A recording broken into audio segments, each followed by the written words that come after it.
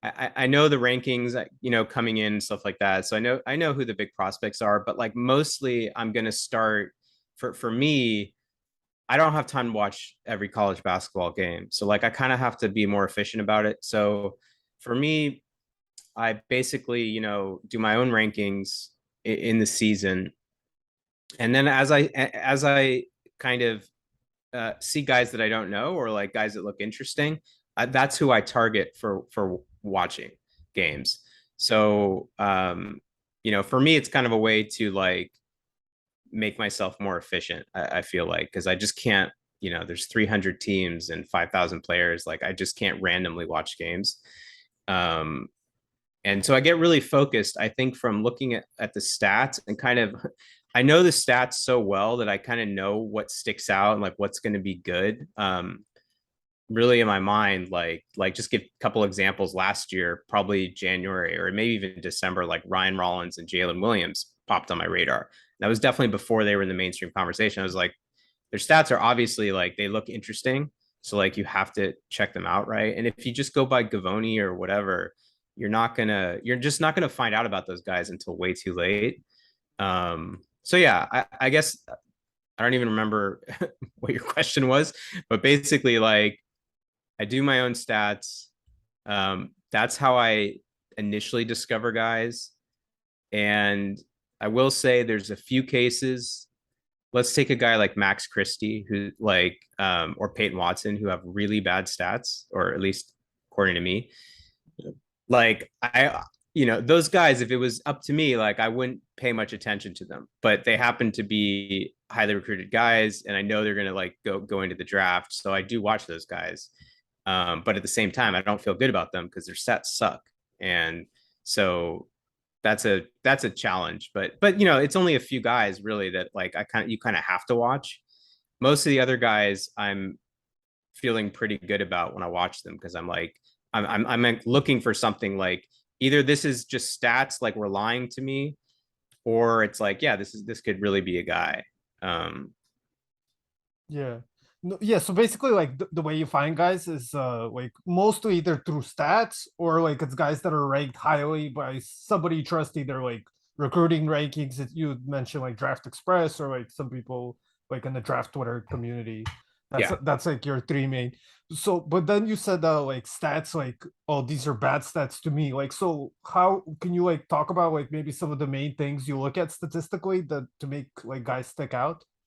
Yeah, I mean, so it gets pretty complicated. I'd say it's sort of nonlinear because you have to take into account like who you're looking at. So if you're looking at like a 6 foot point guard, you're going to have a different set of expectations than if you're looking at someone who's like 6'7", 6'8", right? Or 7'2", right? It's just, you have to take into account like their basic archetype. Because if I tell you like I'm looking like if you tell me they're 6 feet tall, I'm definitely looking for shooting. Like it's the first thing I'm gonna like, can they shoot?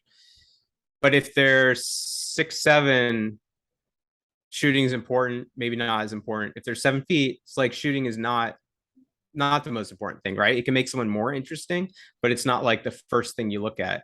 So So height is like really important then, right? I Because would that would make say, yeah, there's certain things that are really important, right?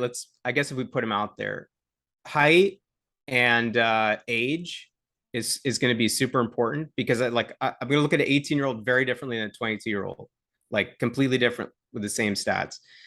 Um, Height, age, and also competition level. So I'd say like if you tell me this guy's in the Ivy League or whatever, um, the bar is going to be so much higher for the stats to stand out to me than if they're in the SEC or something like that.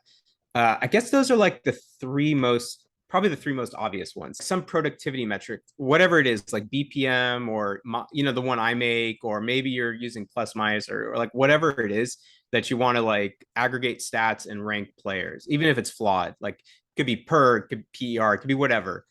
You take that number, right? But whatever that number is, I discount. Usually right away, I look at the age, the height, which is kind of like saying the archetype. Like in a little bit more like the archetype, like is it a combo guard, point guard, rim running big? Like I kind of make an initial judgment, and then the competition level. So like whatever that stat was, I'm immediately in my head doing some mental discounting, and then from there you can go like, yeah, this guy is like he's a 5'9" point guard, whatever in the Ivy League. Like he's going to have to be the best stats of all time for me to really care, you know. And if Right. there's 6'10" guy in the SEC with great, you know, sort of aggregate metric, it's like it's probably a guy. Like it's probably immediately like a guy that you're not going to ignore. So you know, if you take like guys like Max Christie or whatever, Peyton Watson, like it's a little it's harder because like they do have a lot of those priors, but then they also had pretty bad stats. So you can make the argument that like even with the bad stats, like their archetypes and their rankings and stuff like that make them interesting. Like on Do you, after like the archetypes and stuff, do you kind of look at offense and defense separately, or do you just kind of look at it as a conglomerate? Or I would say in terms of defense, like when I'm looking at stats, it's hard to. I'm not explicitly judging defense by looking at stats. I think you can sort of do that with offense, like because you have things that are obvious, like shooting, passing, things like that. Um, Now you do have steals and blocks, but what I would say is almost like to me, looking at a stat profile, the dunks might be as important as the steals and the blocks for judging defense because at least like maybe let's say maybe for like a combo guard, right? You tell me guy's 6'3", it's more about like does he have the tools, and I think you can get some of that ID information from the stats, like not all of it, but you can kind of make a judgment like, well, this guy is 6'3", this guy, they're both 6'3", this guy had 0 dunks, this guy had 20 dunks. I'm going to assume the 6'3" guy has better tools, right? And like, you know, has a baseline where you're kind of expecting better defense. But even if one of them has a much higher steal percentage, I'm not going to say like that's definitely the better defender. I mean, you have to watch, and I think there may be a tendency to kind of overrate the defense that people see at that level. And so I know like so it's kind of like do they pass like a threshold? Like is this guy like going to be an okay defender? Is, you know, maybe some guys you're like this guy's gonna be a super elite defender like Evan Mobley, like, but other than those guys and the guys at the other end of the spectrum, we were like, okay, Trae Young, like never going to be a great defender. Maybe one day he could be average.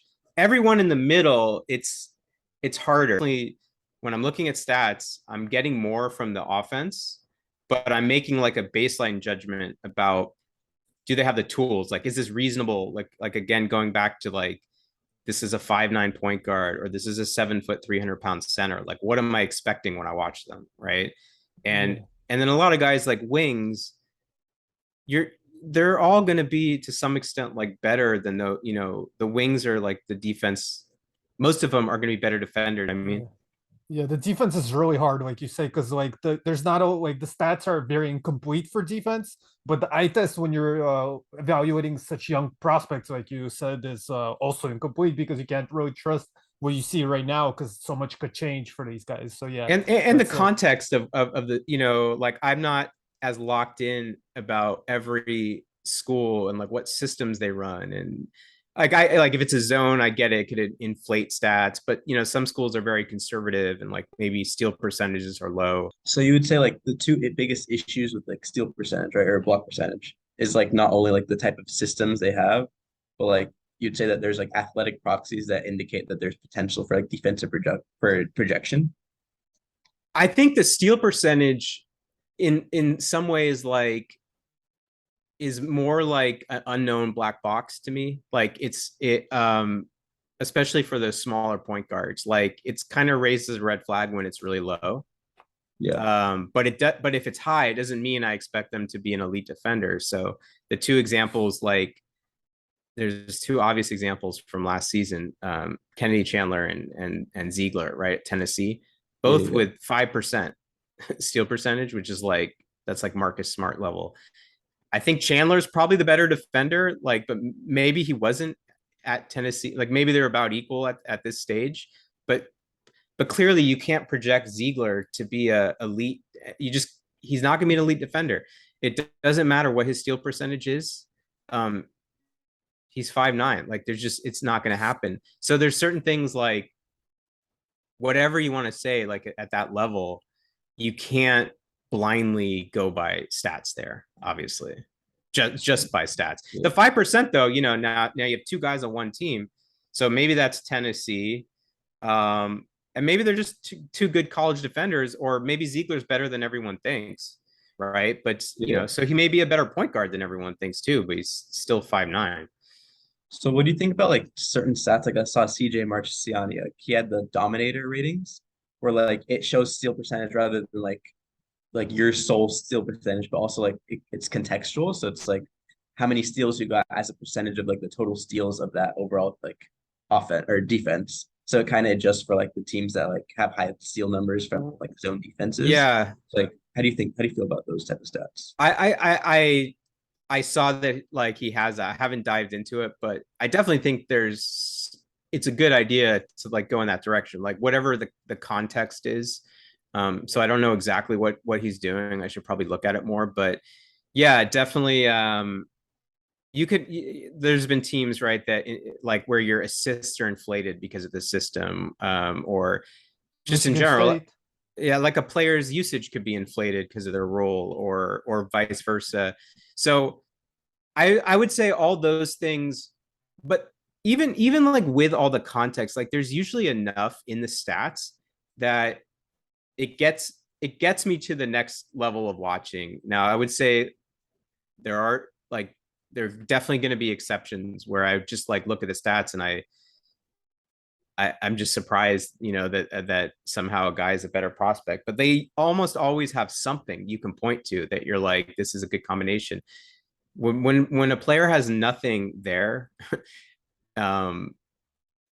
it's almost certainly the case that they're just not going to be interesting, except where they have a high prior ranking, coming in, and just like they're a ideal prototypical size where you're like, you're just gonna have to go you're gonna have to watch them because scoring, you can't be a pure point guard anymore. Like, I mean, I'm sure we can talk about exceptions, but like for the most part, you're gonna have to be super elite, right? And the guys who aren't, it's just so tough. Even the guys we all like Sharif Cooper or whatever, it's so hard. Like it's just so hard to translate to that next level.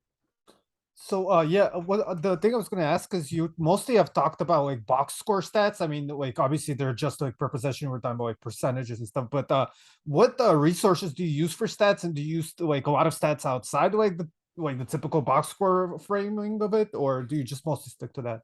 Well, almost all my stats are from play by play that I scrape. So and they're mostly the same stats you get elsewhere. I'd say I do end up looking at synergy a little bit towards the end of the cycle, usually, like just to see if there's anything there.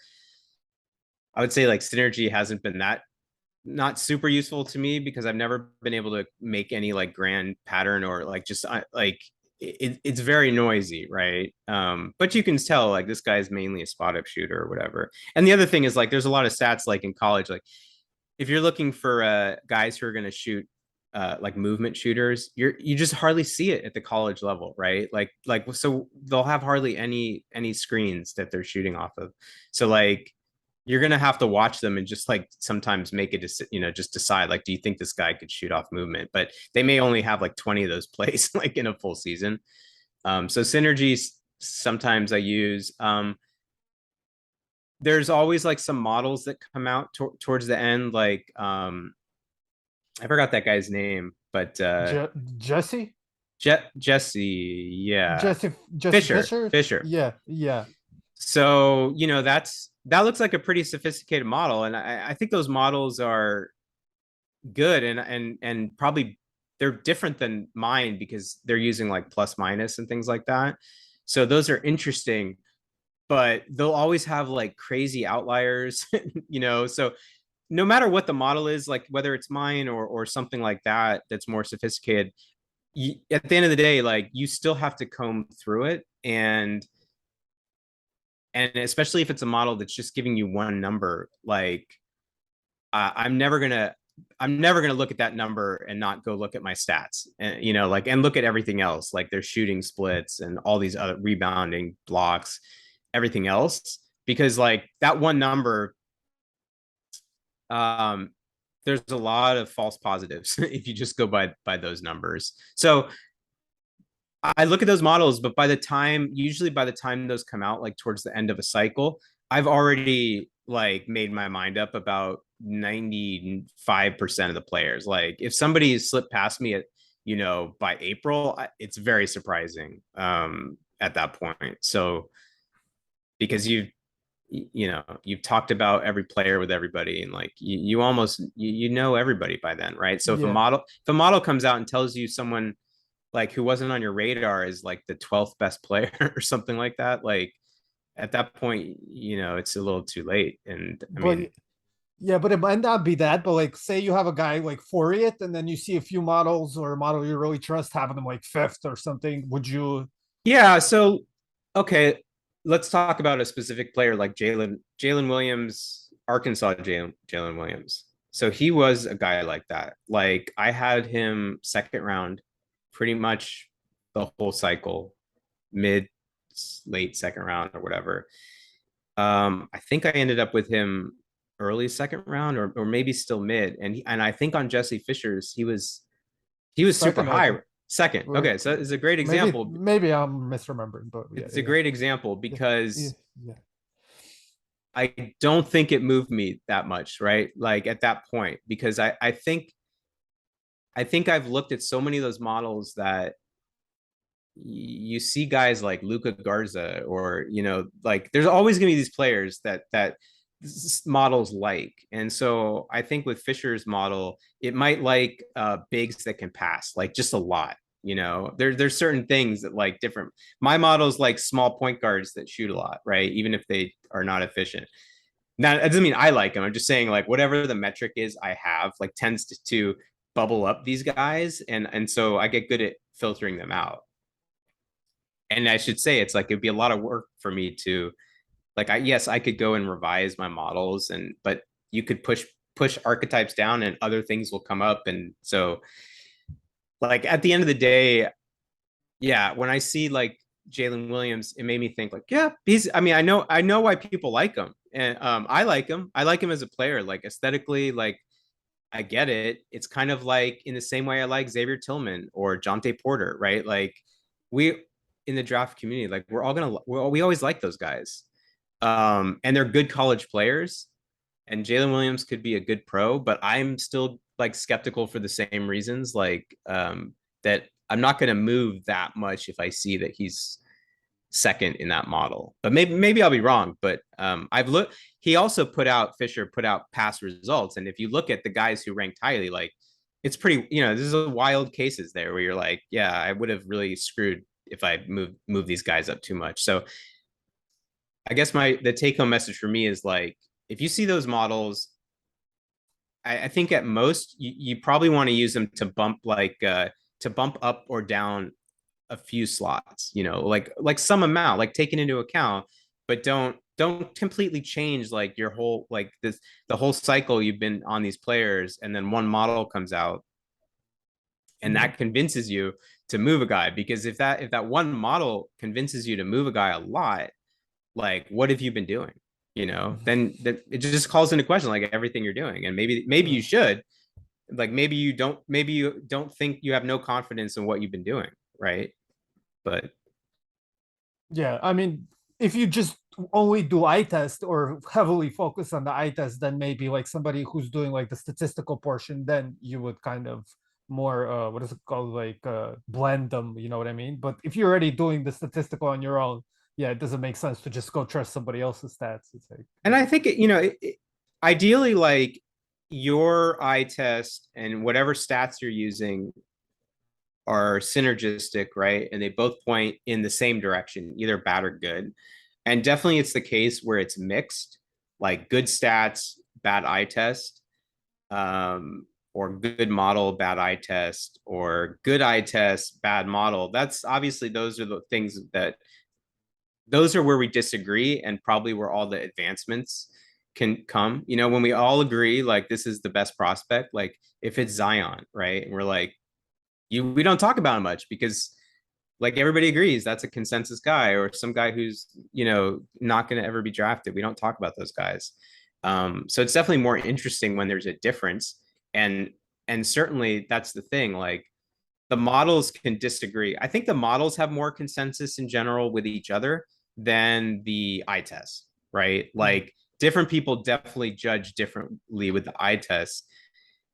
Objectively, what everyone can agree on is, and I think it's why it's so valued. Like I think the main value for physical measurements, right? Everybody can agree on physical measurements. It's an objective thing.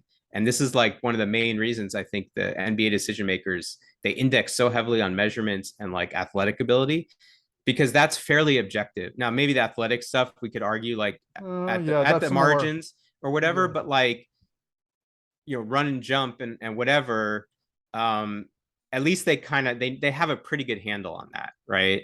And all the other aspects are more subjective, and the models, they're based on objective things, but they're kind of subjective too, because depending how you build models and the features you put in them and how you test them, like they're not as objective as people make it out to be. Even like what your target predict, like what are you trying to predict? So the models will often differ.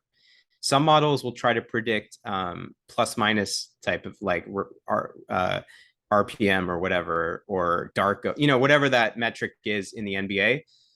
But other ones might predict like whether a guy ever makes an all-star team. And that's like a different type of model, right? Like a classification model. Or if I build a model, actually what I'd like to do, and it's been done before, is another thing like, did they get a second contract from the team that drafted him?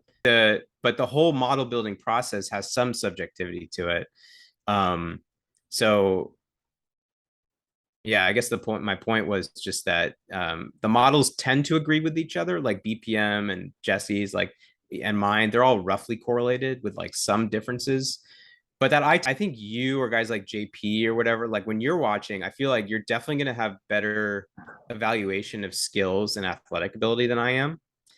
But that's not all it is, right? Because like we could all go and do an eye test and write out subjective opinions about all these things: athletic ability, shooting, like stroke, you know, motion, things like that, how well they move, shooting off screens and things like that, how will they move their feet. But even if we all got that exactly the same, then the question is, how would we value all those things we watched? Then it's like, well, now how do we rank that? Like it's so much more complicated. So like I definitely eye test, but I do end up going back to stats, you know, and saying like at the end of the day, as much as I watch the guy, I do have to take into account like what they did on the court. And all the combine measurements. It's like you have to have a holistic approach. You specify the types of models you're using. Like, is this like machine learning? Is it simply like developing like a certain statistic and just ranking them, or like? No, yeah. So my model is definitely not machine learning. I developed it for the NBA, so I'd say like a decade ago. A lot of these old metrics were like ad hoc, in that people just kind of theoretically said like, okay, if there's a point in a possession, how much credit do we give to the shooter, the rebound, you know, or if there's a miss, like what is a rebound worth?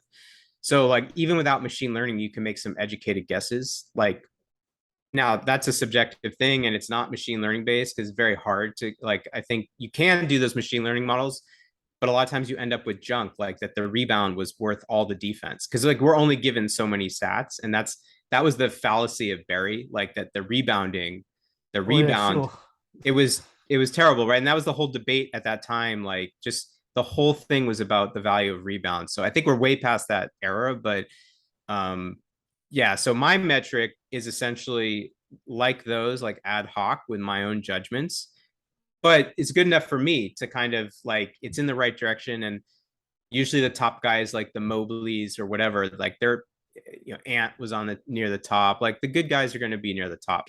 Honestly, I could use Jesse Fisher's model and then dive into the stats and the eye test. Like that wouldn't be much of a change from, I think one issue with the models things. And with the way how fast the game changes, you only have 60 draft picks every year. And people don't build a model off of all the other 5,000 college players who don't make the NBA because we have even less data. They don't go to the combine, right? We're not going to spend time making a model of like who gets to the draft. Birth dates. We don't have birth dates. Yeah, for we don't have everybody. birthdays. It's like so much stuff. Now that's the model I would want to do. Are like of the guys who made it to the draft, how did they do in ranking their order? And it's so noisy. Like it's clear that it's very noisy. So those models are, in my opinion, are always going to be imperfect unless you try to get more data. Because if we have, it's like predicting someone's personality, right? I don't care how much data you have. And actually in my company, that's something we try to do. Like it is a hard problem to predict someone's personality. Definitely like the context of where players go and their roles, like it can make a big difference. And also like what the context coming from college and what we saw, and then, how they develop it.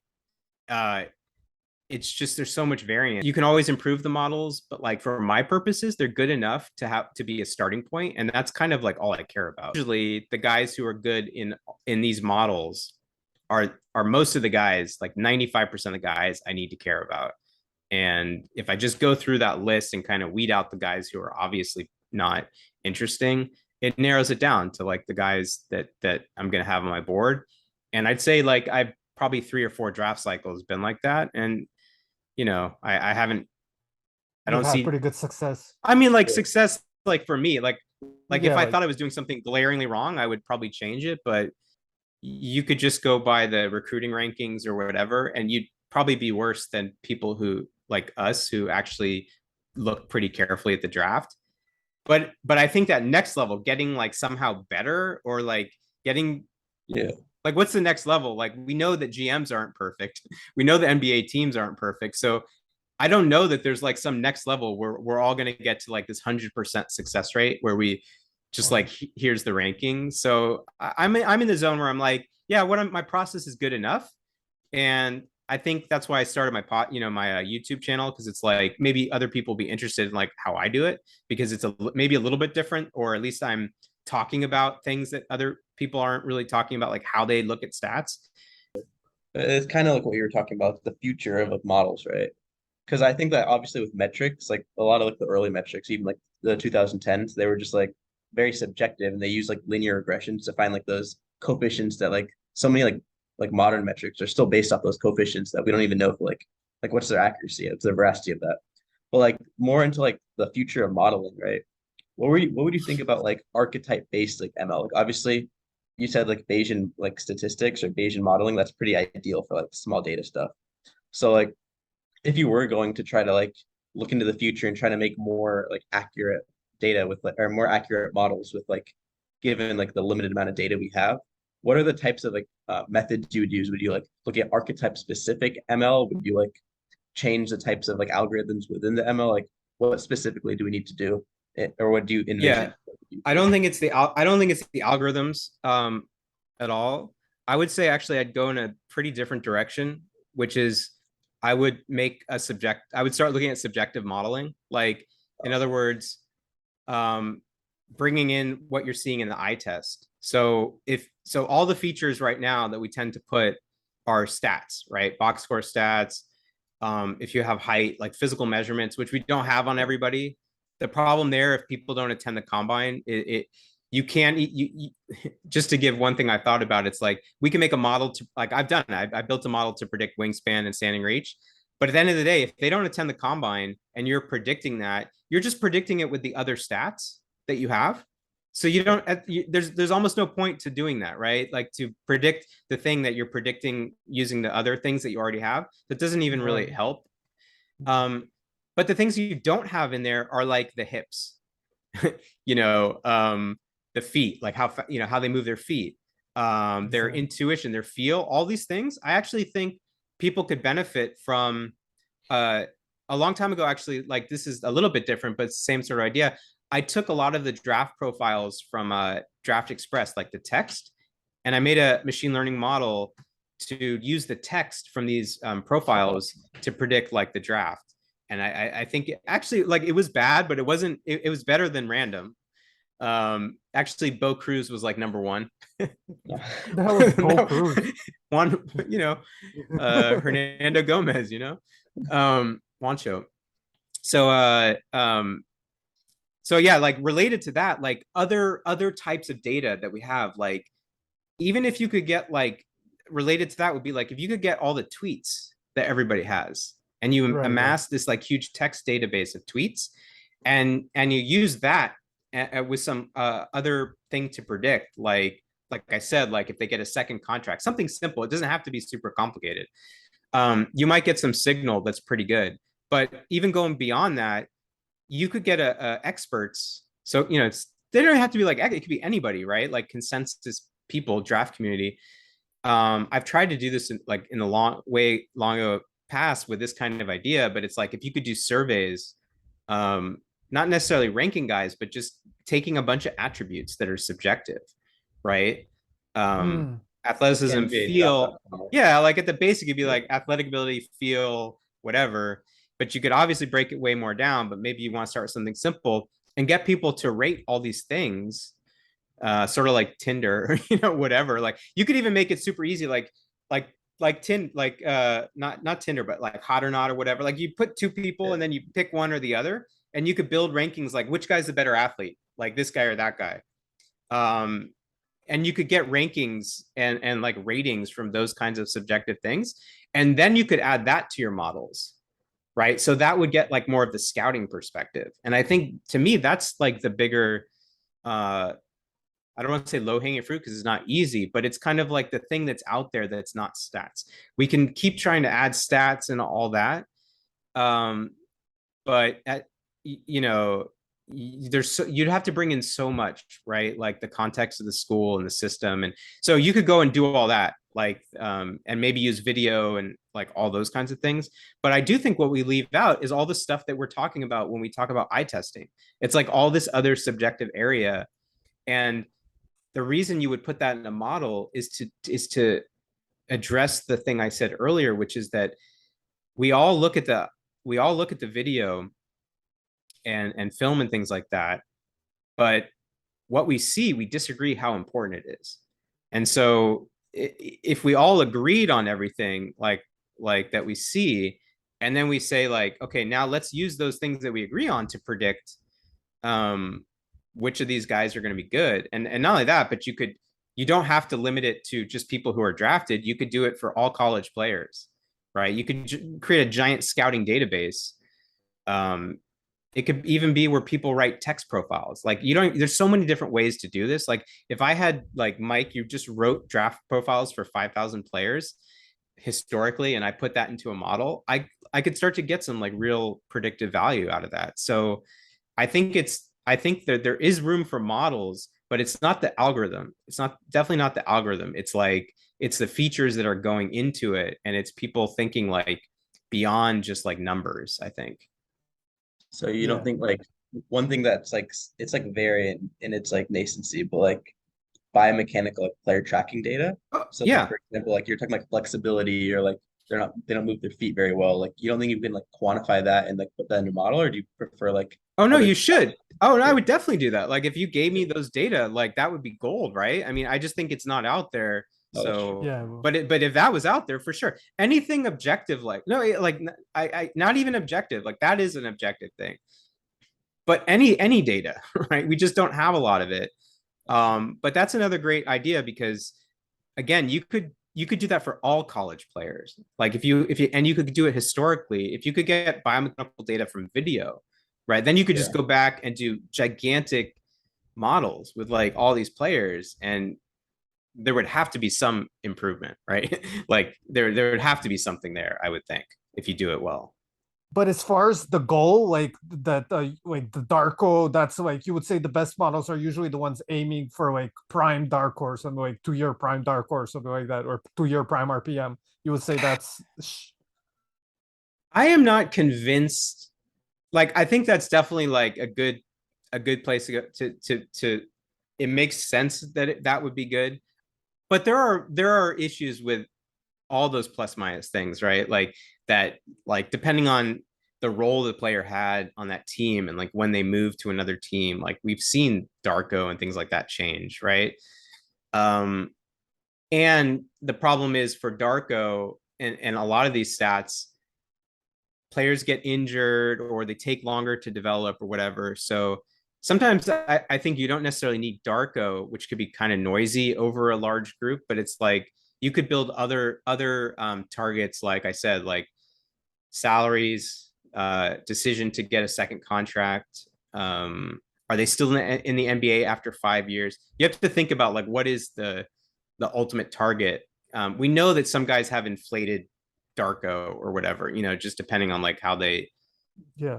like Gary Payton had like +5 last year. He's good, super good.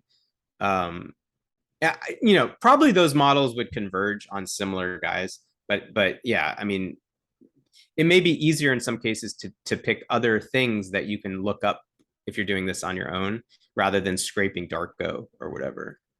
And what's it called? The model, like when you say your model, you mean like the thing you use in the Daily Lines article, right?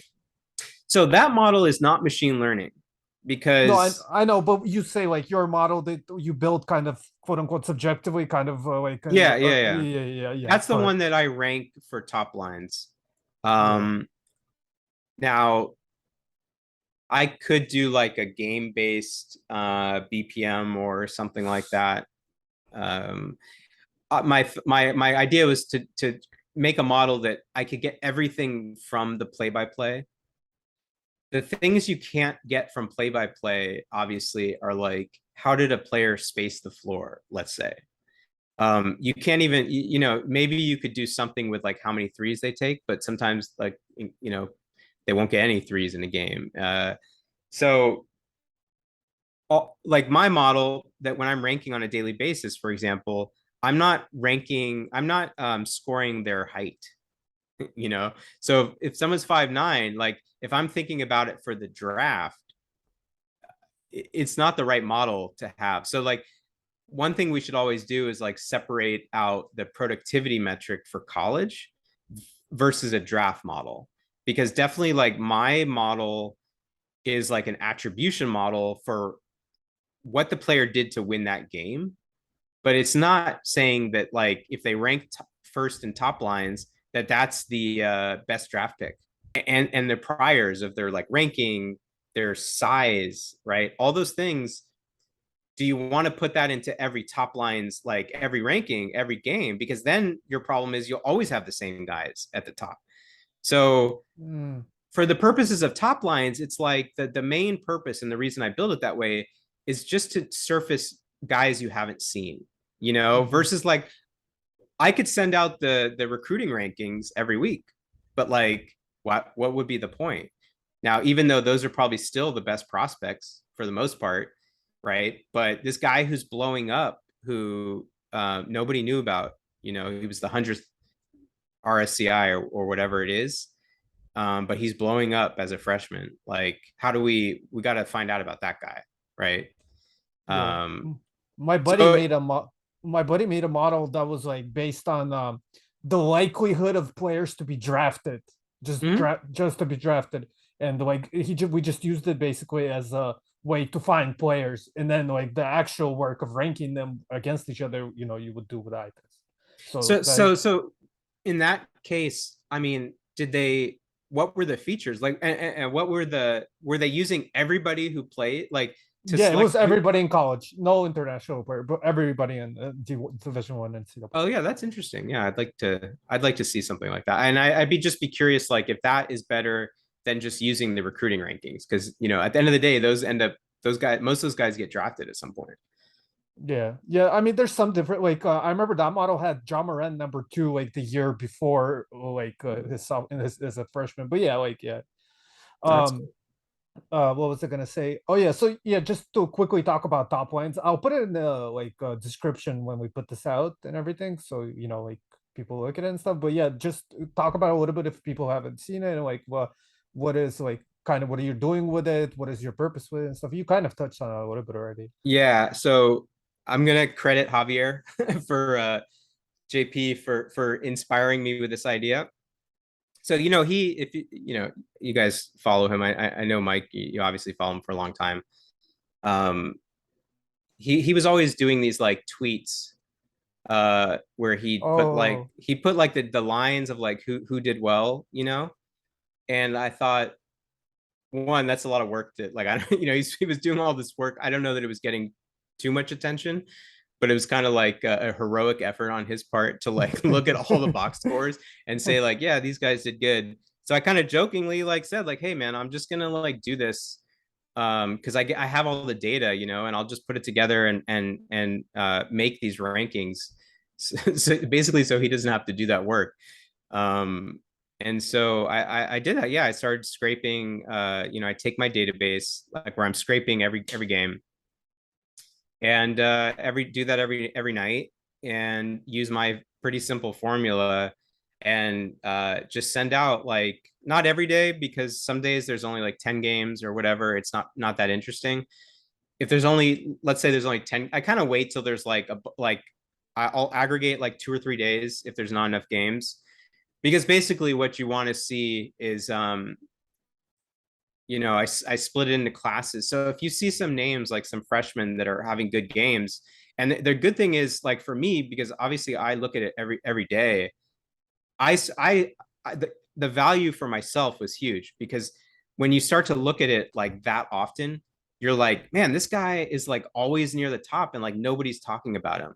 That happened with like all these guys like Ryan Rollins, Jalen Williams, David Roddy. Like you'll just see these guys like over and over again, and you're like, oh, that's pretty interesting. Like, or Terquavion Smith last year, like towards the end of the season, he was like top 10 like a bunch of times, and I'm like, that's like why we should be talking about that guy.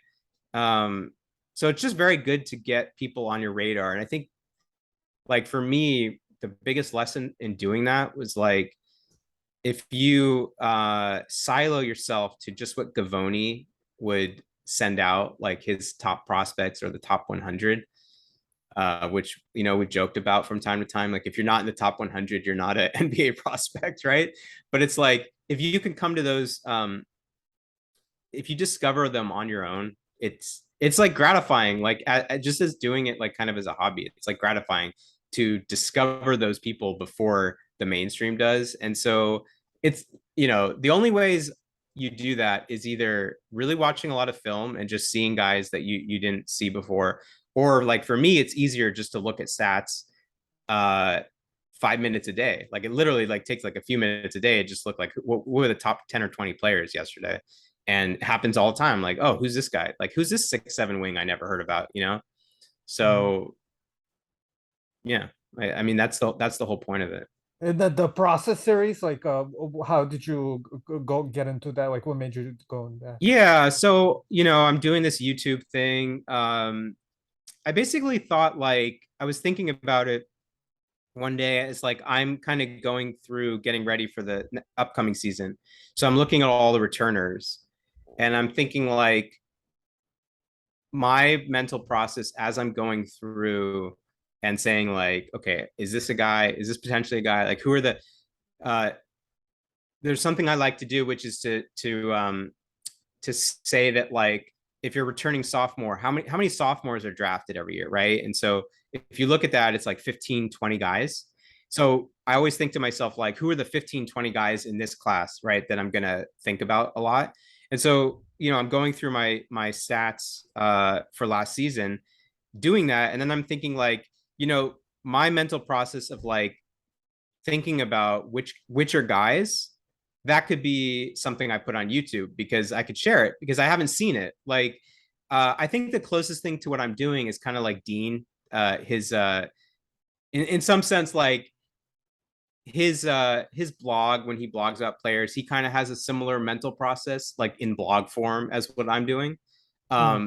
So it's just it's a different format, but it's kind of doing the same thing on an individual basis.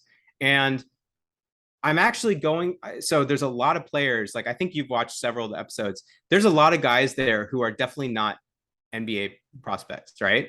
But I'm literally going through my rankings, and I'm not cherry picking. Like I'm going one at a time. I think I'm up to like 50. Like I just put out an episode today, so there'll be like a total. I've done about 50 of these, and so I'm gonna go probably maybe towards 100 or something, and then at the end, I'll probably circle back and then take like the top 15 or 20 that I think we covered.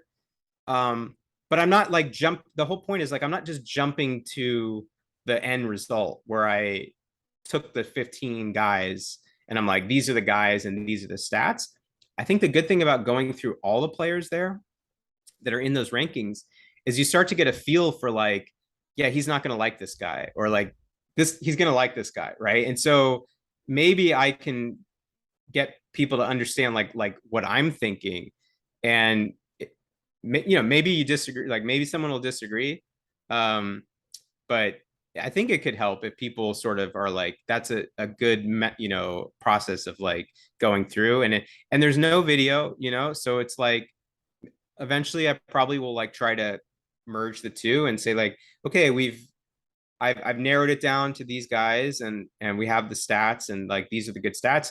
Now I'll go to the eye test and like, what am I looking for me specifically? Like, what do I see from Houston Millette or Max Lewis, right? When I go to look at video that's going to say like, this is a real prospect.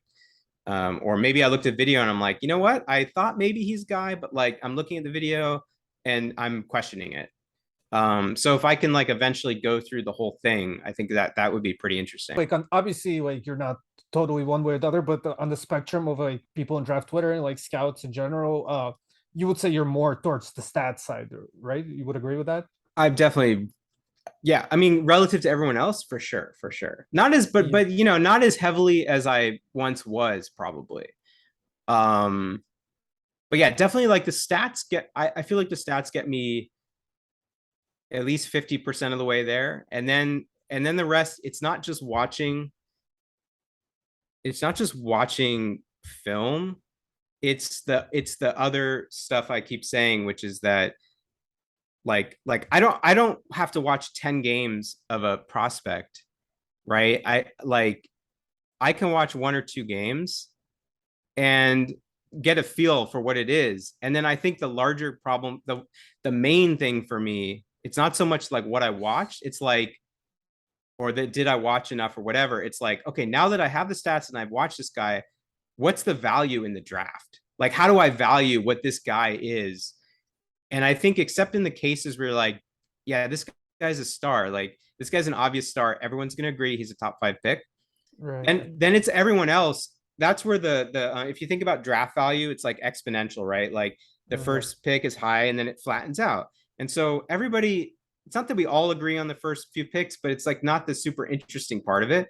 But then where it flattens out, that's where we're like, okay, I think there's an arbitrage opportunity here, because like I've seen enough where I'm like, this guy is clearly more valuable than he's being given. And so I guess that's to say, I bet I watched for sure less film than a lot of people, but I probably spent a lot more time like after, like thinking the other side of it, just the value and like where to place them. Do you see what I'm saying? It's like more of the mental for me. It's like I'm only going to get so much out of film, and at some point I'm like, I'll watch a player. I could watch 1 or 2 halves and be like, it's like if you watch the summer league or preseason, right? NBA, you go into summer league super excited, and most of those guys after 1 or 2 games, you're like, like I don't need to watch these guys. Like what, there's nothing here. Like it doesn't take a rocket scientist to know most of these guys are like either they got it or they don't got it. So it's more like, okay, this guy has it, but like what exactly, where is this guy going to be? And for sure, sometimes you get it wrong, but that's it. I would say like for me, it's not the eye test that would have helped me necessarily. It was like my mental valuation of a guy probably wasn't correct in a lot of cases, if that makes sense. Yeah, I'll say when I started doing this, like taking it seriously, like 2016, 2017, like that first season, I watched like every lottery pick, like 25 games, and like first rounders, like 10, 15 games for each one of them. But as I've done this more, I've realized that like once you get to like 5, 6 games, I would say more than 1 or 2 for me at least, but like 5, 6 games, I think there's pretty much like if you spread them out well, especially like you look like like some of their good games, some of their bad, like some of their kind of statistically median games, you could get pretty much all the same shit. And then after that, it's very much diminishing returns to watch more games after that. For most of guys, there's maybe a few guys where you could miss some stuff where like the new overs learn a little bit more, but yeah. Yeah, well, like the things I was gonna say is like, well, first of all, like you say, like there's like it's not necessarily diet test, it's like a mental process. Can you go like more into that and what that exactly means? And also like if there's like guys that where the eye test is much different or statistics are much different, how do you like weigh that or like distinguish that? Can you come up maybe with some obviously it's different for every guy, so can maybe some common examples or patterns of guys where those two differ and how you judge those? Yeah, I mean, so I'd say like in terms of valuing, like it's like how do you value players? A lot of that will probably go back to like the archetype, and it's thinking about like how do I value like a combo guard versus a wing, right? And like what would it take for me to really value this combo guard over a wing in most. I like a combo guard if I know they're like going to be very elite scorer, you know what I mean? Or because most of them are not going to be great defenders, and there's just like there's a cap on like what they can be. Where the wing is going to like, you know, like there's a lot of wings who could be good on both ends, just by their size, right? So like it's those kinds of questions. It's a question like, okay, this center seems super talented, but he's like kind of slow, right? So it's like, how like is there a world where this guy is useful in the NBA at this point, or is he just too slow? And those are the things like it's very hard just by watching film. You just have to. It's sort of like pattern recognition to some extent. It's like looking at comps from the past, like what are guys like this that have experience. It's just like you make mistakes and you kind of figure it out over the years. But all those like sort of ranking players because they're so close. Like I think we don't appreciate like how close these guys are, Mm, and so I can't at the end of the day like it's a that's why it's like hard to build a model, right? Because it's just so complicated. Then we're talking about age. Like maybe I like this wing, but this combo guard is like 2 years younger, and it's like he's got the learn, and I don't know what his developmental path was, but I'm gonna take a risk.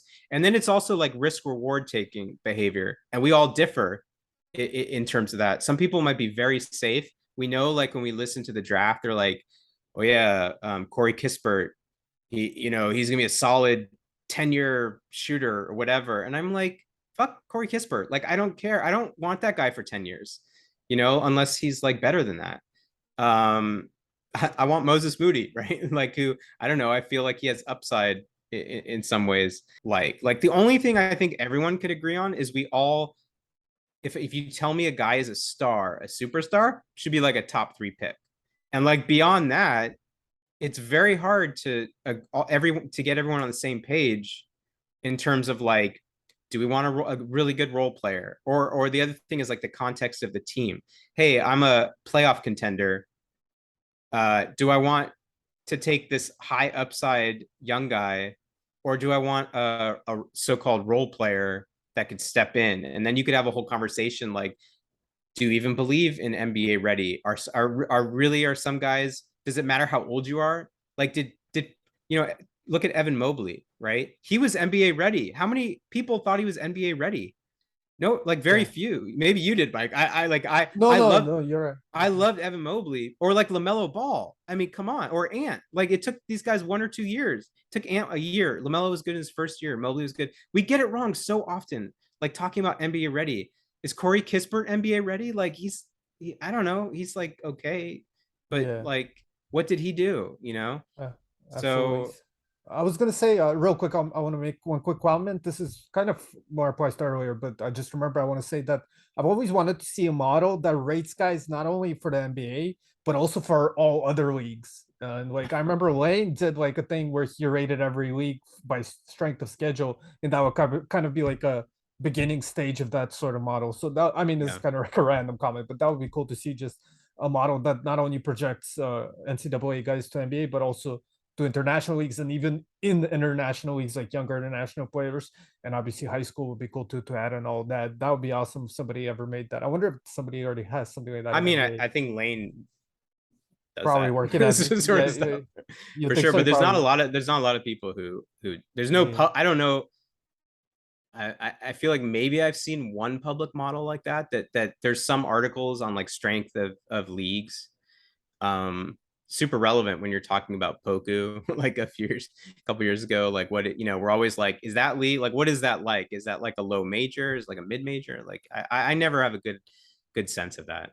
And there's also another problem with that, because being the best in like the ACB doesn't mean you'll be the best NBA player, like NBA prospect in the ACB. You know what I mean? Like, because you mean Right. like you may have a certain archetype like that's like fits And well in there. I think you've said this, maybe something like this, which is like comparing college where you have these young players on their beginning of their developmental curve to European league, where maybe those players right now are better than just by basis of their age, or the grown men size and strength.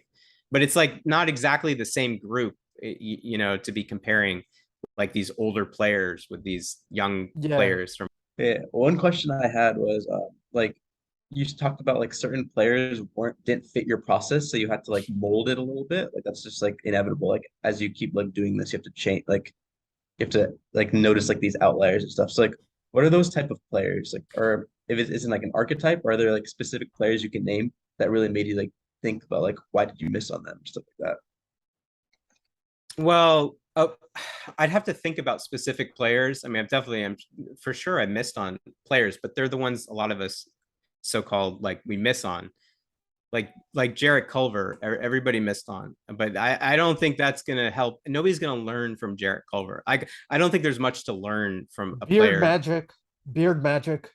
That's my lesson. Chris Beard just makes everybody look better. Yeah, that's yeah. There are things like that, or like the Kentucky, we all know like the Kentucky guards who like are suddenly better. Like those are things that become a little bit clear over time, or like this Syracuse player, like just it's Syracuse, so whatever. Thibault, though, a couple years ago, we were talking about him and like his stats are inflated, and then it turned out they were like probably he was actually good. So, or good, at least on defense, he actually was pretty good. Like I'm talking like Jaylen Brown specifically, right? Like I know like a lot of Oh yeah, like yeah. like I didn't like Jalen, but I didn't like him, but that was several years ago, and I'd like to think I'd like him more now. But at Well, the you time, molded. So you molded. what? How did you mold? So you No, molded your process. my own. Well, I'd say my own process, because yeah, maybe in the past I would have overvalued certain things, probably rebounding. Like I probably would have overvalued the value of some of these things. Like so for rebounding now, I almost ignore it.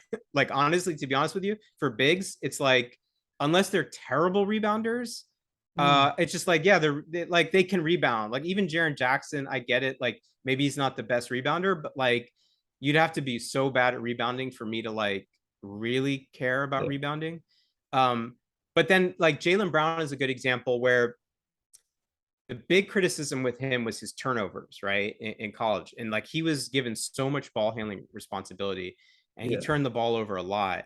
And I completely held that against him. And I think he's not the thing is he turned out like a better ball handler, like in some sense. He's still not like super elite, but like the last of the things I should have been worried about was like that the turnovers were too high. And so that's another one that I kind of learned over time. In some sense, like you can have depending on the archetype. So again, like if you're a 6 foot point guard, you better like not turn the ball over too much. You better have a pretty good assist to turnover ratio, right? And then like the bigger you get, like I also don't want a wing who has a super low assist to turnover ratio. That's like for me, that's usually a not a good sign. So the bigger you are, the more I'm gonna give you the like credit for passing. Like any pass, if you get past 6'10" and you're passing the ball, this is why I really liked Robert Williams like a few years ago, and guys like him, like Mobley, right? Like if you're big and can pass, it's like almost every other wart I will start to discount and think like, okay, unless you're super slow, I'm not going to care about your shooting or much else. if you're big or can pass. Now go back to Jalen Williams. Like he has problems. Like I'm not sure about the defense and the shooting. So it's two other things he has to overcome. But he's interesting because he's big and he can pass, right? Which gets him pretty far. So Yeah, you're what saying passing as like a proxy via like assisted turnover, or is that more like just solely assist Well, percentage? yeah. One thing to think about. There's a lot of nuance here, right? Yeah. Guys with high usage should pass more. So if you're a high usage player and you don't pass, that's maybe not a great sign. Low usage players who pass a lot get a lot of assists. That's also pretty interesting. That's like a Kevin Herter, right? If you have a pretty low usage but you pass, that means you're making a lot of good decisions probably in the time you have the ball. And then again, like you have to look at the assist to turnover ratio. That alone isn't everything. Like I've come across some players in this process series where really good assist to turnover ratio, but such a low, but most of it's driven by a super low turnover rate. So you know immediately, like their archetype is like they get like kind of like Klay Thompson, like they get the ball and they shoot it. And so they're low usage, they're gonna get the ball and shoot it and not have many turnovers. So yeah, teams with good shooters usually have like inflated assist to turnover because they have a lot of a spacing. lot of good. So those are the yeah. things like you can never look at one stat in isolation and just be like, this guy has an incredible assist to turnover ratio, so he's gonna be awesome. There was a player, was it Jawan Evans? Remember him? Like he was Oh, drafted by the Jawan Clippers. Evans, the Jawan Evans. little Oh, point guard. Yeah. So I yeah. remember, like, and I'm sure maybe you guys were the same way. Like I remember, like I think I overrated that guy because the stats were like, wow, this is like Chris Paul. And I learned the lesson there. Like, you just, that's how you learn. I mean, you make mistakes. Absolutely, yeah. You make mistakes like that. And you're like, that was the year I said, like, I'm never going to draft a backup point guard in the first round. or like, I may not even draft any backup point guards unless I think they could be a starting point guard. I'm not even sure I should ever draft. Not saying like you can predict the future exactly, but it's like, if I go into the draft thinking a guy is a backup point guard in the NBA, I should never draft that guy.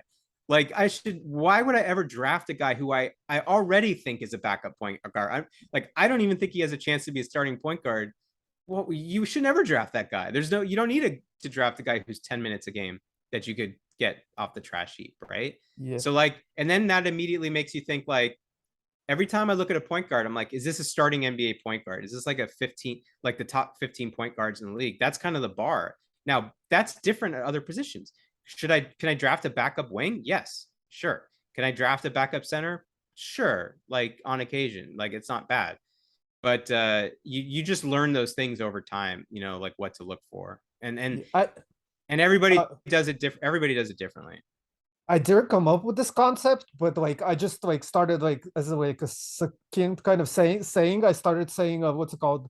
You want to look for guards that could rebound and bigs that could pass. So like guys that could do things outside their position are very often like have better success rates in totally projection. agree. Like it's like in baseball, I think I'm not following baseball, but I think if a catcher can hit home runs or like a shortstop, that's kind of the analogy, right? Like if you're a third baseman or a first baseman, or a designated hitter, you should hit, like it's taken for granted that you hit home runs.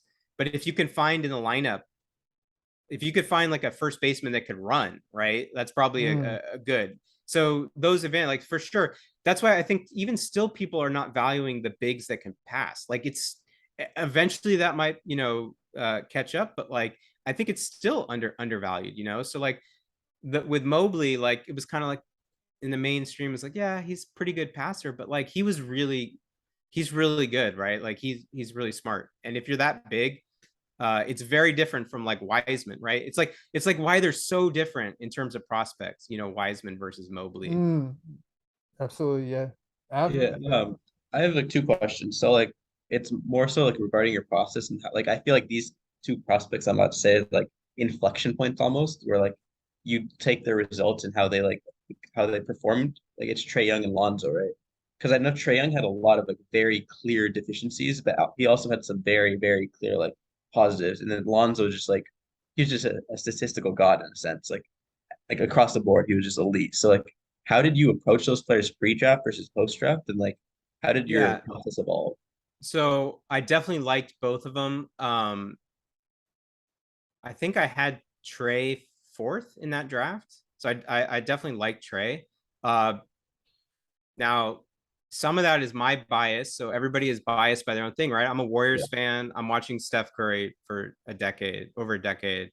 So my lens is like kind of through that kind of player. Like, so Trey, um, the only deficiency was the defense, and it was like everything else looks so elite in terms of passing and shooting that you're like, you know, for me Is that isn't was that a good. huge isn't that a huge mistake though, having him fourth?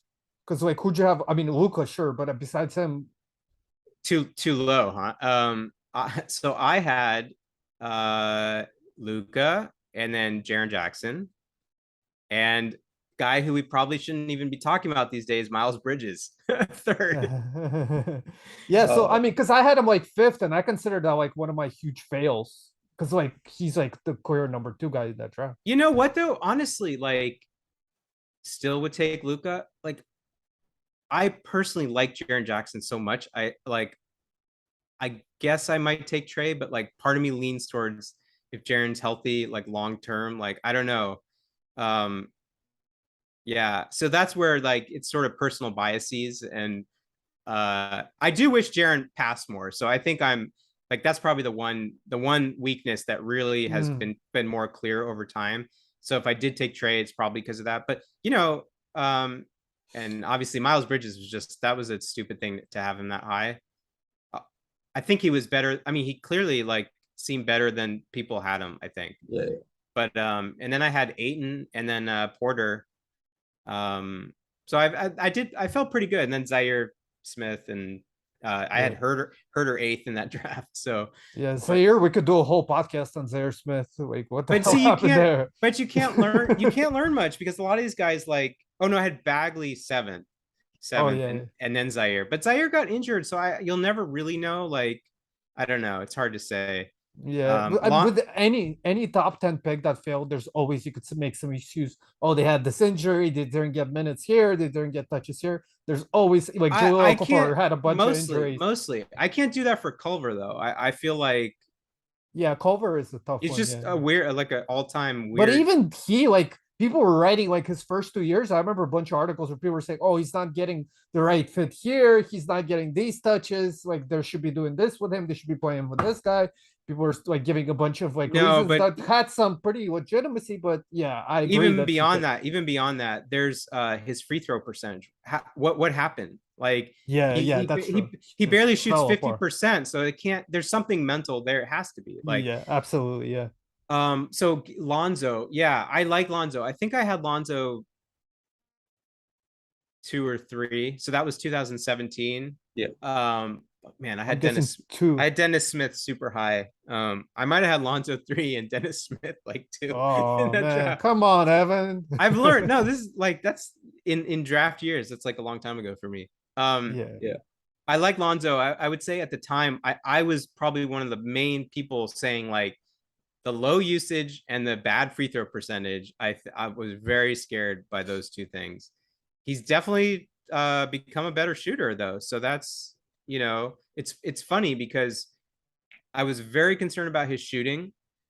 But then by the time LaMelo was coming around, I was pointing to Lonzo as reason for being optimistic about LaMelo shooting, which is like totally like it came full circle because I was pretty skeptical of Lonzo because like low usage, um, his usage was like 17%. I think I had a similar concern for Halliburton, right? Like if Hmm. you're that's really low for like and it's like Mikal Bridges. Like so some of these guys with low usages, I like that's one thing I've sort of I think I was probably more harsh on in the past and like maybe I'm letting up a little bit, but I don't like when you're talking about any NBA player that they should have a usage below 20% in college.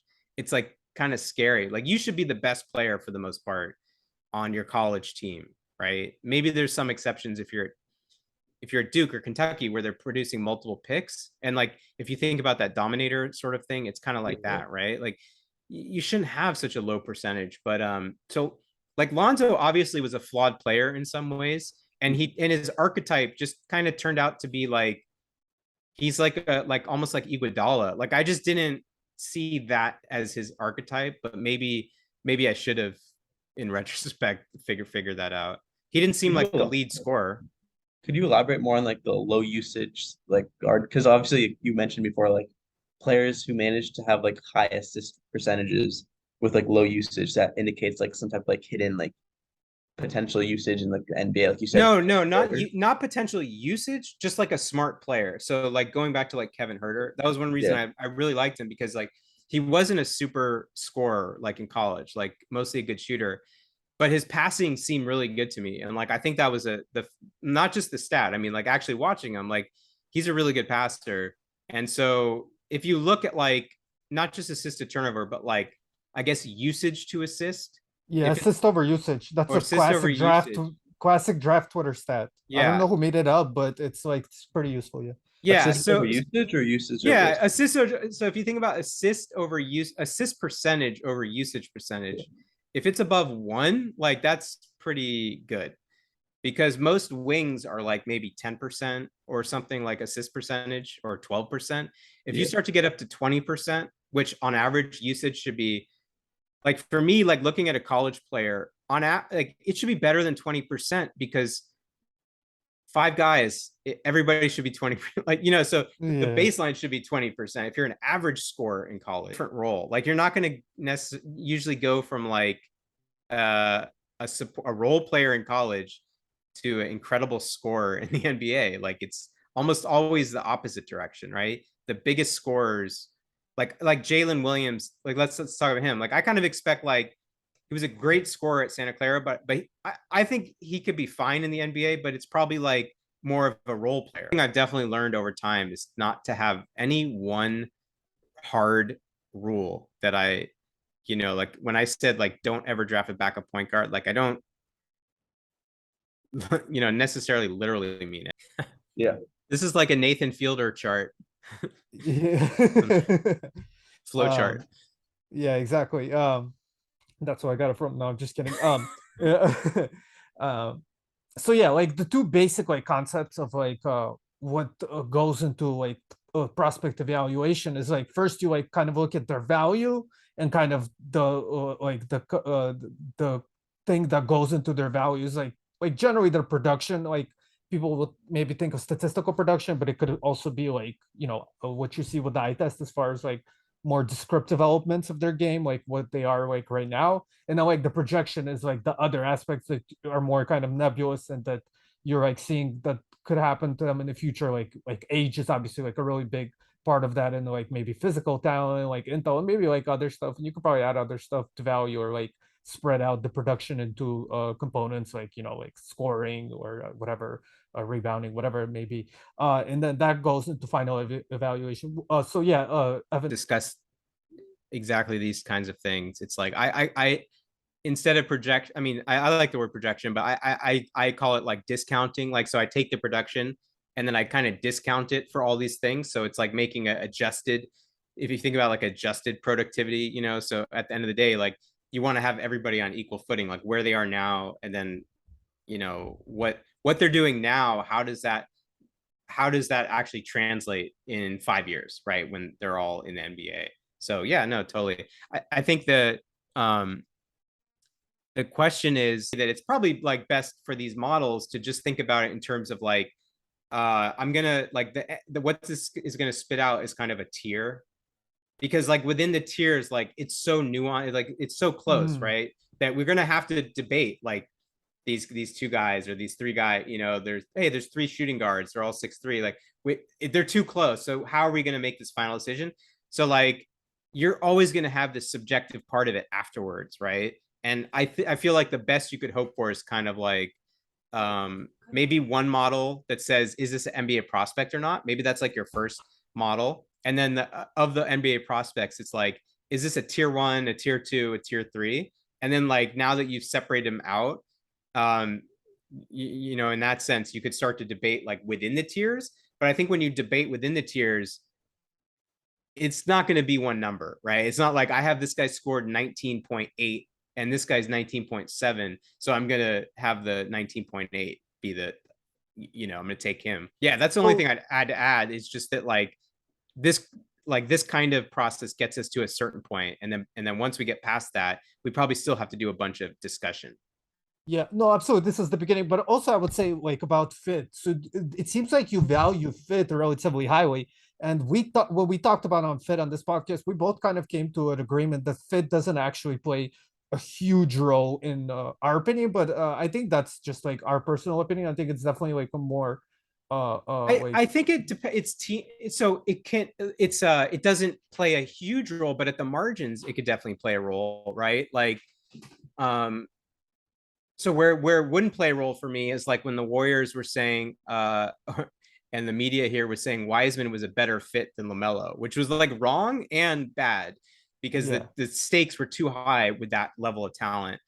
But if you're talking about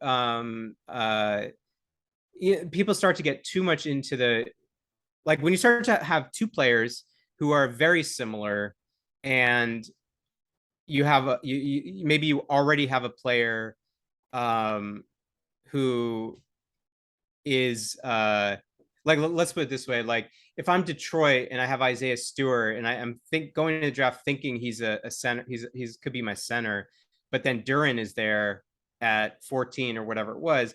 I'm not like at that point fit for me is not going to matter at all because he's like in my top tier. But if it was like if it got down to Christian Coloco or someone like that, right? And then I would start to think about like, well, maybe like I don't know that we need, or if I'm Cleveland, like, do I need that that capital? Do I need to spend it on Coloco there when there's like this wing? They're like a toss up right in that tier, and like maybe we really could use a wing. So Cleveland's a great example now, right? Because they have like two bigs.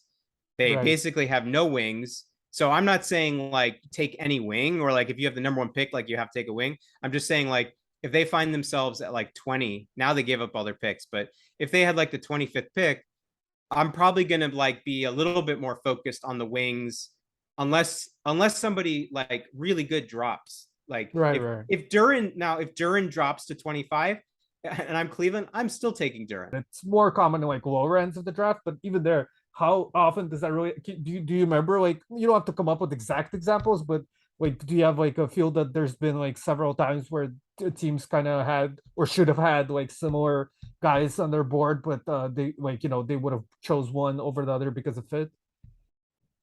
Yeah, I mean, I think like even with the Warriors, like they've had a tendency in the past to like choose like they thought they needed a center. That was always something like whenever you hear a team say they need a point guard or they need a center, right? They'll just like take someone. So like several years ago they took but I'm not talking about like teams actually. I'm saying like when teams should have done that, like in your opinion, not like what they did, like because they could be fucking I'm sure I'm sure I have many. I can't think off the top of my head. There's got to be. You don't have to. I understand you don't have like examples for sure. I think so. You're saying do teams have they taken for fit when they should have taken for talent? No, the opposite. Has there been like a lot of examples where teams, in your opinion, had just even it doesn't matter what they actually did. It's just the matter of like on your board, if you were the GM of that team, you had two guys that were similar, but maybe the guy that was a little bit better, that would have been the best player available. Yeah, is not the one you would have taken. No, that's a good question. The one. No, would I have? But it depends what you mean by better. Like in a higher tier. So did a team take someone that's a better fit than someone I had in a higher tier, right? Like that I would have taken the better player. Again, it doesn't. I'm sorry, I'm not making this very. It's hard to like describe, but like let's talk about a real situation that was like if you think about the Kings, right? So it would be like they took Keegan Murray, and I had Keegan Murray like 9th on my board, 10, I think 9 or 10 or something like that, 9. And I had Jaden Ivey 4, right? And so I think that's a case where didn't they clearly take Keegan? I mean, we can't know for sure, right? And so maybe they did have Keegan that high, but I think for most people, they probably had Ivey higher, and so they wouldn't have made that pick. right? So it's that kind of thing. But you're saying in reverse. I would say, but I would say no. Like, it doesn't matter what they did. I don't care what they did. I'm talking about like in your opinion, like say like you're the Kings and you had Ivy higher, but you think Keegan Murray is a better fit. I don't know if that applies in this situation, but like, No, yeah, is there a lot of situation where that happens? Because I feel like that doesn't really happen too often. Like you would usually just go for the top guy on your board. Like the fit doesn't usually overwrite that. Like there's very rare that, in my opinion, the fit would overwrite. No, the yeah, fit. like I said, like I usually do the tiers thing. So so for me it's pretty simple. It's like if a guy falls from a higher tier, then I would always try to take that guy. I would always take that guy. That's why that's my guiding principle for making the tier. And I always ask myself, does this guy belong in this tier? And I just ask myself, okay, Evan, hypothetically you're at this pick and this guy from this tier is there, will you take him 100% time? If I say no, then I won't put him in that tier. So I really try to say, like, I try to really make it like hardcore. Like, I'm not going to have this guy in this tier unless I take him at, if he's available, regardless of fit. And then like within a tier, if there's like 10 or 15 guys, then fit is fit can, I don't care so much about one guy being ahead of that. Because usually there's close enough. It's not like you're necessarily going to have 5 centers and then 5 wings and then 5 point guards. It's going to be like there's a few of each within a close enough range that I'm like, okay, like these guys are close enough. And our team, all else being equal, like we could use this role, right? But I'm not going to completely ignore it. I mean, maybe I like a guy a little bit more, but then I do the same thing. I say, do I really like this guy that much more that I'm always going to take him over this guy? If so, maybe I need to have this guy in a higher tier, because that's kind of what I'm saying. Like if I'm saying doesn't matter, then I'm saying this guy's so good that I'm going to ignore all the other stuff, right? And if I don't think so, then the fit is a question. So does that make sense? Yeah, that does make sense. But I think what happens in practice, like you said early on, like the players, there's enough of a difference where you would almost always take the best prospect available because there's a bigger difference in the early picks. And then as you go later, there's so much difference in everybody's board that almost at every pick, somebody like the team or whoever has the one of their guys that they really like fall to them. You know what I mean? Yeah, so that for sure. so that's why fit almost never, like not almost never, but rarely, I'd say relatively rarely actually comes into play in the draft, or in my opinion, it shouldn't come into play. Yeah, I think you're right. Like, and that I think that kind of happened in this last cycle. Like some of the places I was looking at, like because the Warriors had like a 2nd-round pick, and I was like, well, everybody's pretty much gone. So that I really like nobody fell that far. Oh, who fell was Brown, yeah. Brown. Yeah, he fell. And so I was like, for a string of like 20 or 30 picks, I was like, dude, like he's there. Why don't you just take this guy? But it wasn't about fit or whatever. It was just like I had that guy in a higher tier, so I would have taken him. Exactly, but that's what I'm saying. Like usually Yeah, maybe for the GMs, like maybe you're right. Maybe that's always the case. I'm just saying, like from external appearances, from like what we see on mocks and stuff like that, it seems like people argue about fit. But I agree, you're probably right. No, That but I don't care what they think. I'm talking about what we should think. I'm not saying yeah, what but no, I yeah. think that probably when it comes down to it, usually when a team is picking, probably their guy, like one of their guys has dropped. Like it happens. That happens all the time. So yeah, probably in practice that is what is happening. And when we're evaluating it, we're like, oh, it looks like they took like Cam Johnson, right? So I thought it was a bad pick, but they probably had him like really high on their board. And definition for like value I came up with was the number of expected points per possession a player adds to a team. So like what's it called? It's not like an actual stat. It's just like imaginary. Like if we could perfectly, make a perfect stat of catching that. What's it called? And not what they did or what they were doing before, but like what we expect that to be. That would be like what makes one player better than another. Like that's how I would define value in like this type of system. What's it called? Do you think that's a pretty like solid definition, or do you think there's like a good maybe change you could make to that? No, I mean, I think that's good. The only other playing devil's advocate, like Yeah, if you just think about the NBA, you know, yeah, there is that value, which is hard to measure, but there's also like proxies for that in contracts and like trade value, right? So it is something to think about, like uh yeah, absolutely. eventually do I think this guy is worth a max contract? Do I think this is a guy who will be like a guy I could get in free agency pretty easily, where do I need to pick him? Like ideally those things should be lined up, but we know that it's not. Yeah, So I don't yeah. know if that makes you pick, like decide one way or another. But Yeah, we decided not to focus on that as much in this podcast. Maybe at some point we'll start to look at that more as we go down the line. But like we did discuss that in the first episode. we just talked about fit and all that, but when you're talking about these kinds of scores, Draymond Green on the Warriors probably worth a lot more than he might be in some other team Yeah. right now. So yeah, I would say it's expected points per possession added on the average NBA team, since we're talking about the NBA, and the other parts of it would be in projection, like of like this maybe would be context or roster fit or something like that. Yeah, I guess at that point, yeah, and maybe there are certain cases, special cases, like if you have Trae Young, do you then go and draft? Maybe you do, because then you just, or do you trade the pick, like Scoot next year, or whatever it is. Do you sometimes have to make those kinds of decisions? Like if you have Chet, what do you do if you have the number one pick and Vic is there, right? Like, Right, right.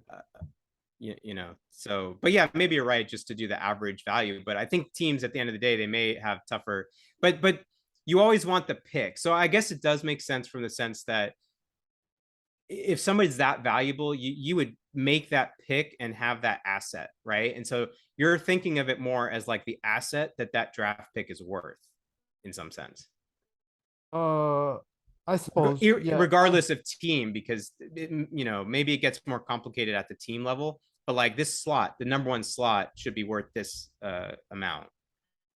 Mm, I'm not sure exactly what you mean, to be honest. Well, just that, like the order of how guys are actually taken, it depends, like where they go, right? Like what team, like how much value they actually add to that team could be Right. different depending on the team. But if you have Yeah. the number one pick, you don't pass on a guy necessarily because he's not necessarily the optimal thing for your team. You still value him as the number one pick, but you might decide like, hey, we have this generational point guard, so like it doesn't make sense for us to take this point guard, but we should definitely use that pick and make a trade that makes sense. Oh, so you're talking about like trade value, right? Yeah, right. yeah, That's yeah. like that's like trade value a little bit, but yeah. Okay, I got you. And then like I wanted to ask like projection. Is there like these are like the three main things I came up with? Is like age, physical talent, intel. Is there anything you could think of? If not, it's fine. Or we talked about like sort of because I don't know how else it would get in here, but like taking into account the context of the team, and like other, okay. maybe it's not quite intel, but it's like, was he, like you said, the beard effect, like does he have an incredible coach that he was like used optimally in that Oh, system? I think I would put that in value as like eye test production. So I would probably separate this to like statistical production and eye test, and that's how you would probably catch on to something like the beard effect. Oh, Or something got like it, that. got it. I would probably put the thing you said, the beard effect, like the Kentucky thing. Isn't that more projection, right? Like you take like what you have, the sample of like the production they have, and then you adjust it almost.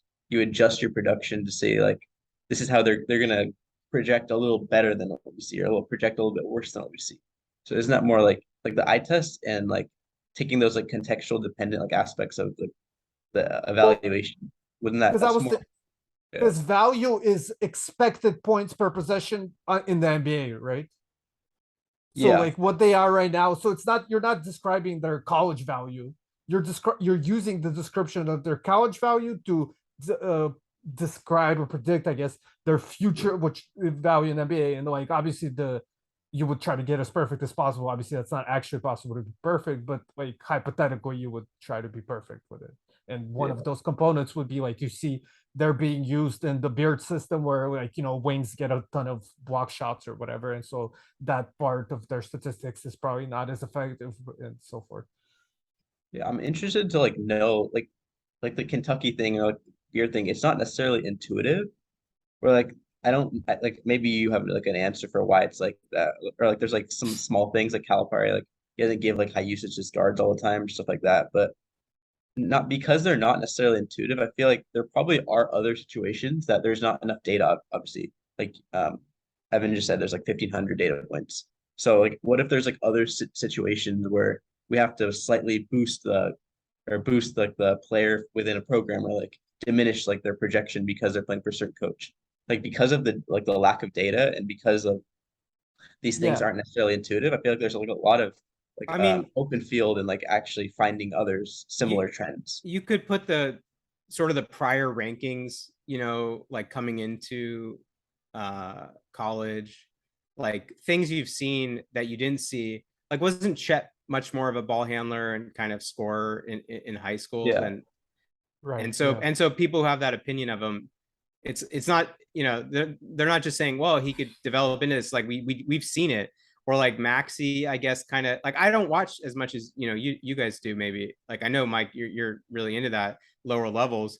So sometimes like I just don't know like if there's more that a player is capable of. Maybe quickly at the lower level also had some of that like Calipari suppresses some of these skills. So I think it's like what didn't we see? And I guess that could be some of that is the context of what the program is.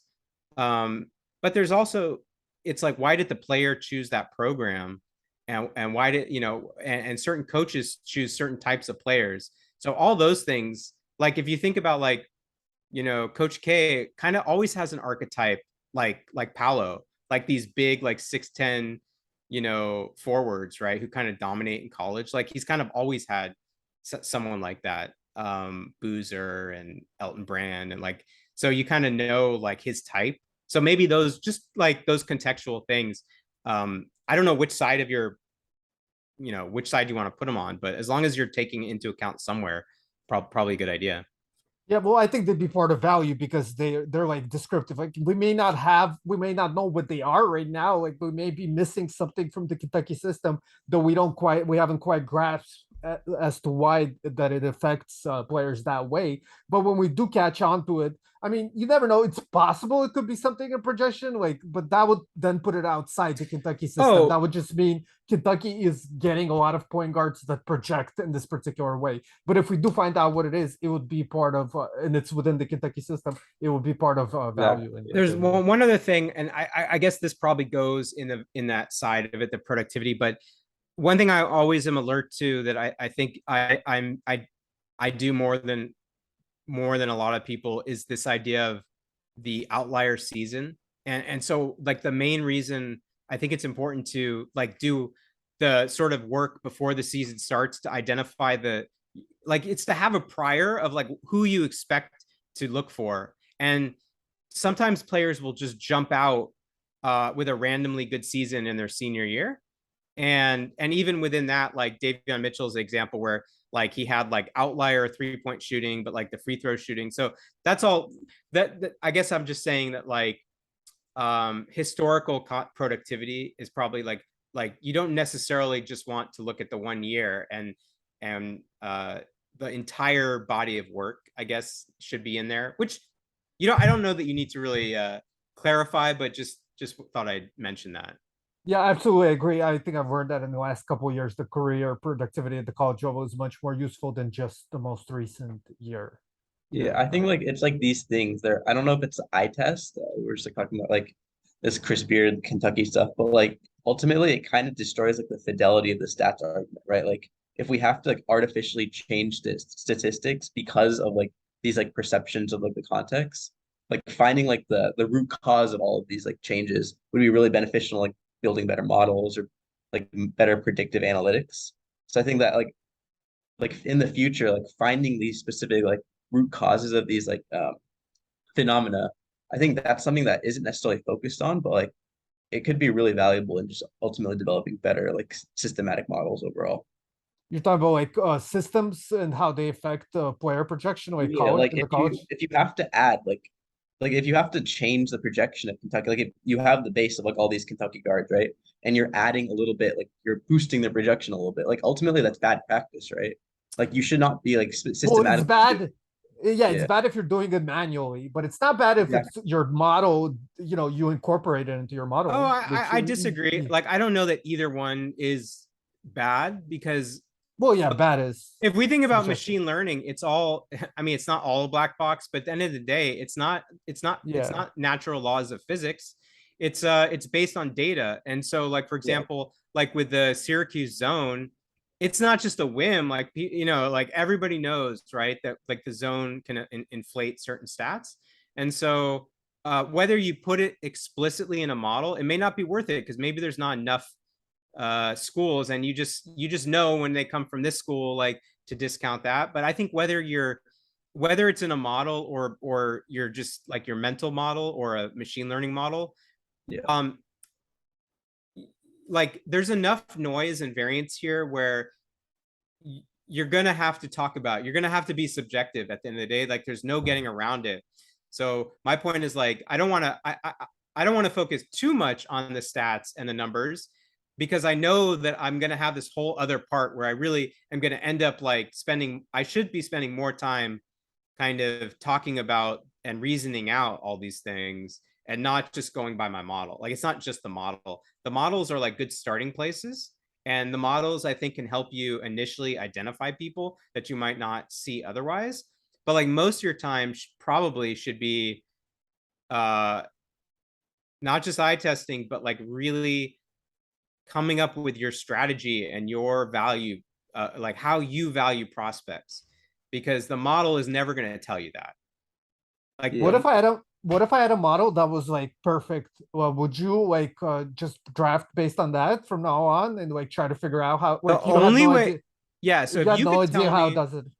yeah, Yeah. I would. If you told me that you had a model like Darko, but it was like a perfect model of the NBA and how every player would play in the NBA, and it projected the development of every single player perfectly. Yeah. But you had Yes. no idea how it was if it was dark. Like there it was a Sure. dark I box. would. Yeah, I mean, if it could really do that, sure. Like, why wouldn't you, Yeah. right? Well, I don't know. Some people would say, well, I don't if I don't know how, like I want to like the point isn't to get the right results, the point is to figure out the process of it. I mean, You know what I mean? baseball, isn't baseball much closer to that, right? Like, Yeah, basically, yeah. they know the stats so well, that if you get the numbers right, you don't need the scouts like that much. Right, Yeah, I right. think the So issue with like all these like we were talking before, your thing, Kentucky thing, even the Syracuse thing, like the thing that the commonality between all of these is that there's like an element of stability, right? Like we have these like coaching infrastructures that are like so constant over even like 10 years. That's such a large period of time to collect data and make these like heuristics where like you adjust for like certain players' projections. But like normally like this isn't how most like schools are set up, right? Like most coaches in the NCAA have not been coaching that same team for like 10 years. Like there's inevitable turnover, there's inevitable change. So like I feel like these heuristics that we're using, they're a little problematic in the sense that it's not problematic to necessarily use the heuristics. It's just that they're not really applicable to so many different teams because we don't have so much data to extract from that stable coaching infrastructure. So I think that there are so many different players that we just don't know that are gonna like overperform what we expect. But we can't just like add up that little like we can't give them the Kentucky boost because like we don't have that data to imply that like this system like systematically like discriminates against a certain type of player. So I think that yeah, like it so isn't great practice. I think it's good to use in moderns, but like overall, I think it's more important to find the root causes of those heuristics rather than just like blindly apply those heuristics if it makes sense. Also, by the way, I totally agree. And you always have to keep in mind it's a zero-sum game when you have Yeah. rankings. So if we boost some guy from Kentucky, however many spots, we're downgrading everyone else that we're moving him ahead of, right? So Yeah. you can never like you can't just apply. You're never just applying a boost to someone without hurting someone else, or vice versa. Yeah, that makes sense. Yeah, no, absolutely. That's true. That's why models will never be right. And yeah, like just to clarify the question I made a little bit earlier, like with the perfect model, but you still wouldn't know that it's always going to be perfect in the future. Like say it's been perfect for 3, 4 years or 5 years in a row, but you don't know, maybe next year it'll fuck up. You know what I mean? Because you don't know anything about it outside of that it's been perfect the last 5 years or whatever. I mean, absolutely. Like to the extent the NBA is changing, um, that's why I'm confident that there is no perfect one. Like it's just Well, there's yeah, it'll never be, but yeah. so But it's let's say like like let's say it's not perfect, but it's like incredibly like really like way better than anything we have right now. Like it's really good. Like but it's dark. Like would you if you were GM, would you just base your rankings on that, or would you like try to kind of I mean, like, adjust I don't it? know, to the extent that like would you trade for Rudy Gobert because you believe he's like a +5 on any team that he goes to? Like, so some of these things like you have to put in practice. Like you see these rankings, but we know when players get traded, we're all like, maybe a Yeah, good fit, or this, I didn't think this would be a good fit. Like CJ McCollum, people I think were underrating him, but he looks pretty good in New Orleans, right? Like it just, so when you tell me that those models are getting it, perfectly or much better, I do like Darko. Like I like those models, but they're I don't know that they're close to perfection. They definitely get the tier. By and large, they get mostly like the best players are close to the top, but yeah, yeah.